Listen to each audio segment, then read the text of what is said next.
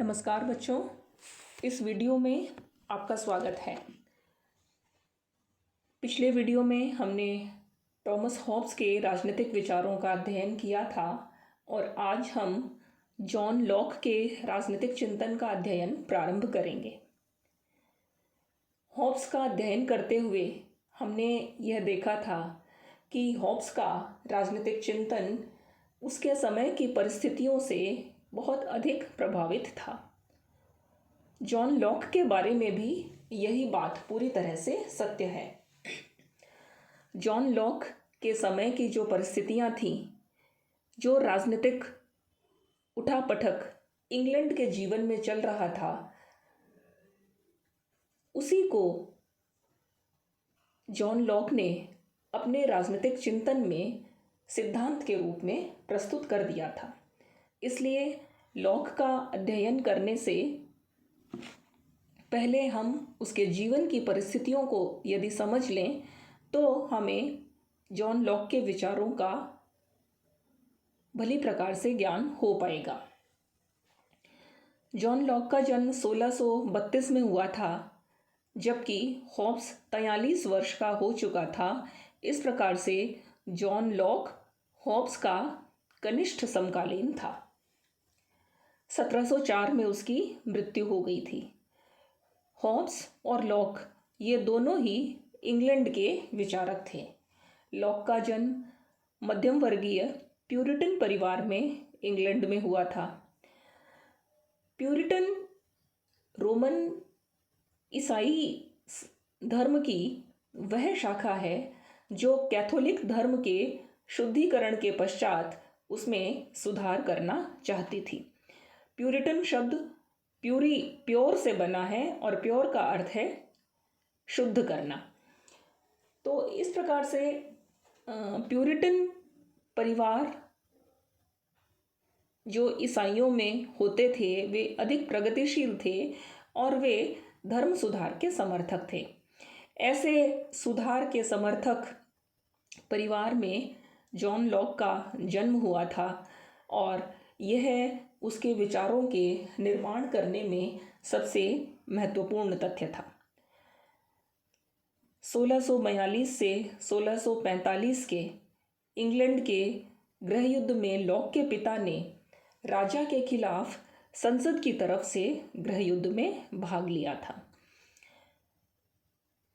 इस प्रकार से निरंकुश राजतंत्र के विरुद्ध बात करना यह लॉक को अपने पारिवारिक पृष्ठभूमि से ही प्राप्त हुआ था। इंग्लैंड में 1660 में जब राजा चार्ल्स द्वितीय को पुनः राजा बनाया गया और 1688 की रक्तहीन जो क्रांति हुई, जॉन लॉक ने इन दोनों ही महत्वपूर्ण घटनाओं को अपनी आंखों से देखा था और इन दोनों घटनाओं का उसके राजनीतिक चिंतन पर गहरा प्रभाव पड़ा था। इंग्लैंड का यह संघर्ष किस प्रकार का था, इसका अध्ययन हॉब्स के जीवन और परिस्थितियों को बताने वाले वीडियो के अवलोकन से हो सकता है और साथ ही तत्कालीन इंग्लैंड कैसा था इसको जानने के लिए BA पार्ट 2 के इंग्लैंड के संवैधानिक इतिहास संबंधित जो वीडियो हैं उनमें भी उनका अध्ययन किया जा सकता है।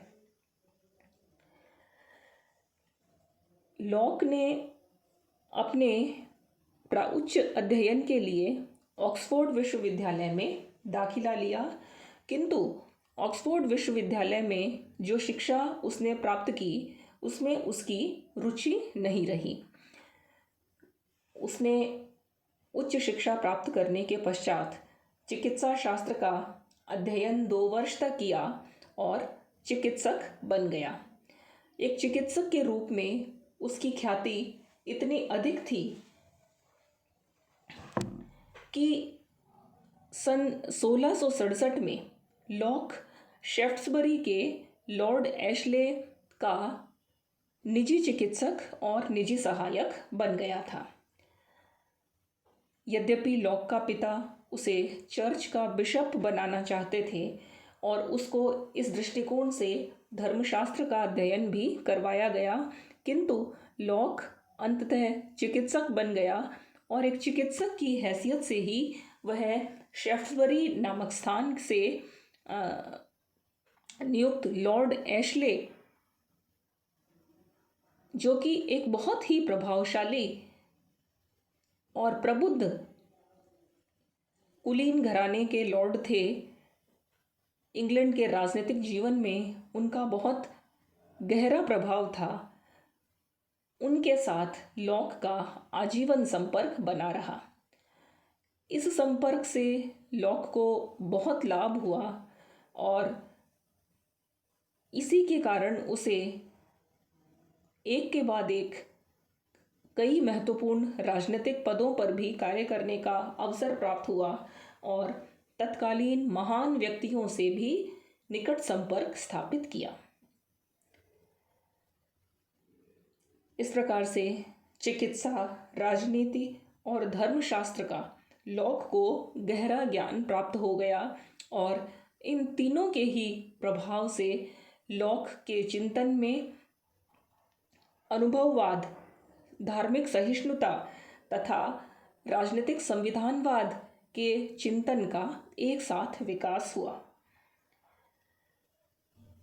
लॉक के बारे में जानने से पहले हमें उसके संरक्षक लॉर्ड एशले के बारे में भी कुछ जानकारी प्राप्त करनी आवश्यक है। लॉर्ड एशले, जो कि मूलतः प्रोटेस्टेंट धर्मावलंबी था और वह तत्कालीन कैथोलिक राजा चार्ल्स द्वितीय का मूलतः समर्थक नहीं था और वह संसदीय नेताओं के पक्ष में जा मिला। जब इंग्लैंड का गृह युद्ध हुआ और उसके पश्चात उस गृह युद्ध में राजा की हार हुई और संसद की जीत हुई, उस समय लॉर्ड एशले ने संसदीय सेनाओं की तरफ से फील्ड मार्शल के रूप में कार्य किया था, किंतु संसद की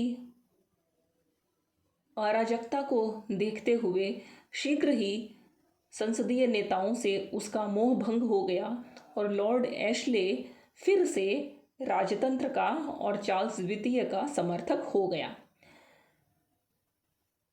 1649 में जबकि चार्ल्स फर्स्ट को मृत्युदंड दे दिया गया था और उसके पश्चात इंग्लैंड में संसदीय गणतंत्र की स्थापना हो गई थी, उसके बाद लॉर्ड एशले ही वो प्रमुख व्यक्ति था जिसने फिर से इंग्लैंड में चार्ल्स द्वितीय को राजा बना करके राजतंत्र को पुनर्स्थापित करने का काम किया। चार्ल्स द्वितीय का इस प्रकार महत्वपूर्ण कृपा पात्र बनने के बाद लॉर्ड एशले को लॉर्ड चांसलर का पद मिला, जो कि इंग्लैंड की संसद लॉर्ड सभा के अध्यक्ष का पद होता है। इतने महत्वपूर्ण पद पर रहते हुए, लॉर्ड चांसलर के रूप में कार्य करते हुए, लॉर्ड एशले ने एक बार फिर यह कोशिश की कि वह किसी तरह कैथोलिक राजा को राजगद्दी से हटा करके किसी प्रोटेस्टेंट राजा को ही इंग्लैंड के शासन पर सिंहासन आरूढ़ कर दे। इस प्रकार के षड्यंत्रों का जब इंग्लैंड के राजा को पता चला, चार्ल्स द्वितीय को जब पता चला, तो उसने लॉर्ड एशले के खिलाफ अभियोग लगाया और किंतु बाद में उसे बरी कर दिया गया, किंतु वह इंग्लैंड छोड़कर हॉलैंड में भागने के लिए मजबूर हो गया। लॉर्ड एशले के साथ लॉक भी हॉलैंड चला गया। हॉलैंड में लॉर्ड एशले ने ऑरेंज के राजकुमार विलियम से संपर्क किया, जो कि एक प्रोटेस्टेंट धर्मावलंबी था। लॉर्ड एशले की इच्छा थी कि ऑरेंज का राजकुमार विलियम और उनकी पत्नी मैरी दोनों संयुक्त रूप से इंग्लैंड के राजा बन जाएं। और 1688 में इंग्लैंड में जो रक्तहीन क्रांति हुई, उस क्रांति के पश्चात जेम्स द्वितीय को इंग्लैंड छोड़कर भागना पड़ा और लॉर्ड एशले विलियम और मैरी को संयुक्त शासक बनाने में सफल हो गया। इस प्रकार 1688 की रक्तहीन क्रांति के पश्चात 1689 में लॉर्ड एशले और विलियम और मैरी के साथ लॉक भी इंग्लैंड आ गया। इस प्रकार से यह जो पूरा घटनाक्रम चला, जिसमें कि संसद और राजा के बीच का संघर्ष हुआ, फिर राजतंत्र को पुनर्प्रतिष्ठित किया गया, फिर कैथोलिक राजा को सत्ता से हटाया गया और इंग्लैंड में रक्तहीन क्रांति हुई और किसी प्रोटेस्टेंट राजा को सत्ता में स्थापित किया गया। इन सारी घटनाओं का लॉक के मानस पर एक अमिट प्रभाव पड़ चुका था। लॉक यह समझ गया था कि निरंकुश राजतंत्र एक स्थायी शासन नहीं हो सकता और न ही जनता किसी राजा के बिना स्वयं भली प्रकार से शासन कर सकती है, वरन एक संवैधानिक राजतंत्र ही, जो कि जनता की सहमति से चलाया जाता है, वास्तव में वही अच्छा शासन हो सकता है। तत्कालीन इंग्लैंड की परिस्थितियों में यही बात घटित भी हुई थी। विलियम और मैरी ने सत्ता ग्रहण करने के पश्चात 1689 में संसद के द्वारा प्रस्तुत अधिकार पत्र पर हस्ताक्षर कर दिए और इस तरह से संसद की यह शर्त मान ली कि राजा हमेशा ही जनता के प्रतिनिधियों या संसद की राय और परामर्श और सहमति से ही कार्य करेगा। इस प्रकार से 1690 के आसपास, जबकि ये सभी घटनाएं घटने के बाद इंग्लैंड में स्थायी रूप से संवैधानिक राजतंत्र की स्थापना हो जाती है, उसी समय लॉक की महत्वपूर्ण कृतियां सामने आती हैं। लॉक एक लेखक के रूप में इसी समय उभरता है और उसके प्रमुख ग्रंथ प्रकाशित होते हैं। लॉक